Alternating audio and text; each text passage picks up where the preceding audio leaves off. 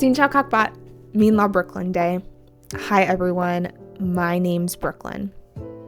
Do any of you guys dislike when someone criticizes you? Please raise your hand because we've all been there. I do not like criticism, whether it's from a good friend, a boss, or my parents. Tại sao vậy? Criticism and rejection can feel like the hardest thing to deal with. I know what it's like to feel defeated by someone's words or disappointed when something doesn't go as planned. But some of the most valuable lessons I've learned came from those moments. They taught me how to grow, how to improve, and how to keep going, even when it felt tough.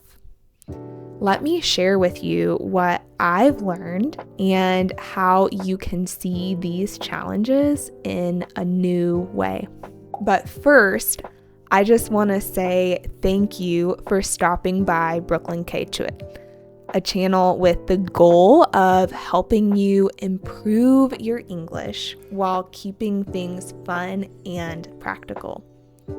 By the end of this video, if you've liked this episode, please leave me a like or subscribe if you love it. It really helps me out and keeps this community growing. Criticism is when someone points out something that they don't like or think is wrong about what you did. When we hear the word criticism, we often think about it negatively. But criticism isn't always bad. Maybe you've heard of constructive criticism. It's when someone gives you advice to help you do better. They might tell you what could be improved, but they also explain how to make it better in a kind and helpful way. Constructive criticism helps us grow and improve our skills. But nobody really enjoys constructive criticism, even if we know it's for our good. Why is that? Think of a time when you didn't get the grade you wanted on a test. Or maybe you even failed a test. In school, this was my worst nightmare. I would be anxious for at least a week leading up to any test I had, whether it was big or small. We don't like tests because they show us what we don't know. They expose our limitations. Criticism is kind of like a test because criticism shows us where we could do better. But here's the thing. Even though tests aren't pleasant, tests are necessary because they help us see what knowledge and skills we have and where we need to get better. We can't get better at something if we never even know that we need to get better. The biggest examples of constructive criticism in my life are from about 5 years ago when I was a brand new nurse and began my first job. I had a long 14-week orientation or training, and there was a lot to learn. Every day, I tried to come into work with a humble and open mindset. The nurse training me was wonderful. Shout out to Daphne. First, she would tell me something I did right, and then she would give me specific tips on how to improve. She never questioned my character. meaning she never said things like, "That's stupid to think that way," or "Why would you think that?" Instead, she might say something like, "Hey, I noticed you said this to the patient, but the patient thought you meant this. In the future, patients will understand better if you say it this way." So, because she gave her critique or criticism this way, I knew exactly how I could do better, but I didn't feel bad about myself. We can all learn from my trainer. Good constructive criticism will always bring up something specific, describe the effects of it, and give suggestions of how to improve. This type of feedback helps us to succeed.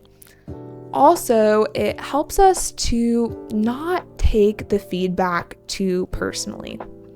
Think about it.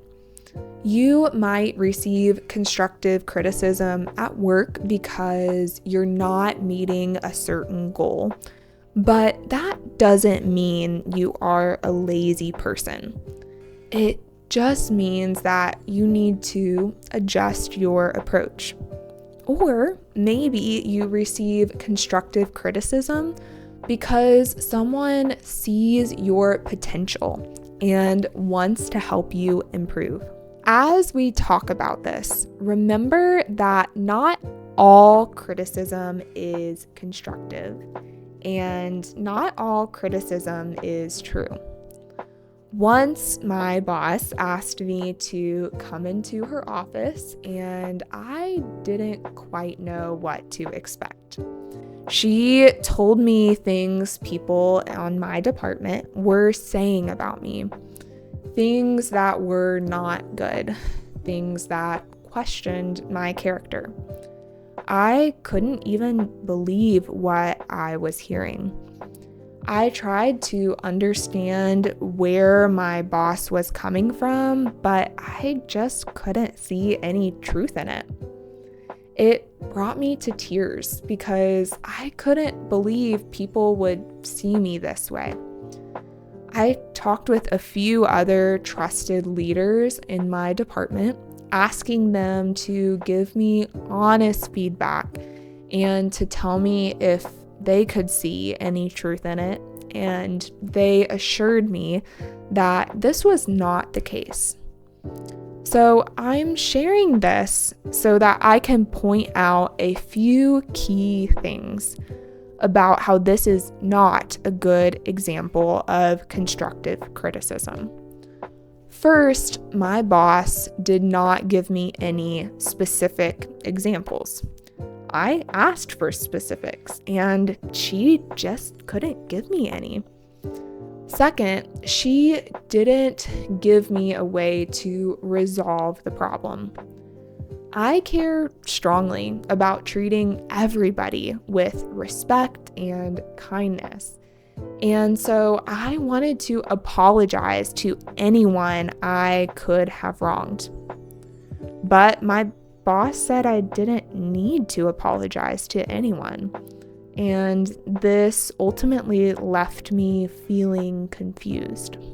Even though I feel I was wrongly accused, I don't completely count this experience as a waste for two main reasons.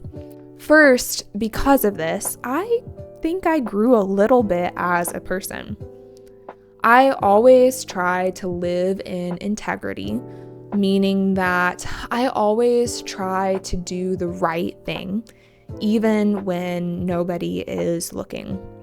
I continued to do that, but I was even more careful after this interaction. I think it's good to closely examine our actions because if we do, we can see where we need to grow. Second, I learned how to have confidence. No one else is around me 24/7, so I'm the only one who truly knows all of my actions. Because of this, I can have confidence that I did the right thing. So far, we've talked about constructive criticism and whatever the opposite of constructive criticism is. Now I want to talk about rejection. Rejection is when you try to do something but are not accepted. You see how this is a little different than criticism, but our feelings when we are rejected are similar to our feelings when we receive criticism. Being afraid of rejection often keeps us from trying new things. We think, I will feel terrible about myself if I am rejected. We are afraid of that feeling because we don't want to face our inadequacies. Meaning, we don't want to face how we're not good enough or don't have the right qualifications. I think that even though rejection is unpleasant, it can actually be helpful. Let me give an example. I'm in America for a few months, so in the time leading up to coming here, I was applying for some temporary jobs. Even though I've worked as a nurse before, these temporary jobs are totally new for me, and I was and am a little nervous about it. There was a specific hospital I wanted to work at, and I applied for a position there, but I didn't get it because I wasn't very qualified. At first, I was pretty disappointed. I began to look at the past, wishing that 3 years ago I would have switched jobs so I could get more experience. Now, I think it's okay to be disappointed about something for a short time. If we don't let those feelings out in healthy ways, we will carry that disappointment with us. So I worked through that disappointment, but then I moved on and applied for other positions. Because I tried and failed to get that position, I now know what work experience I should focus on in the future. If I had never tried, I wouldn't have known the specific areas I needed to grow in. Also, because of that, I worked at viewing that rejection in a positive light. Maybe the job I was trying for just wasn't meant to be.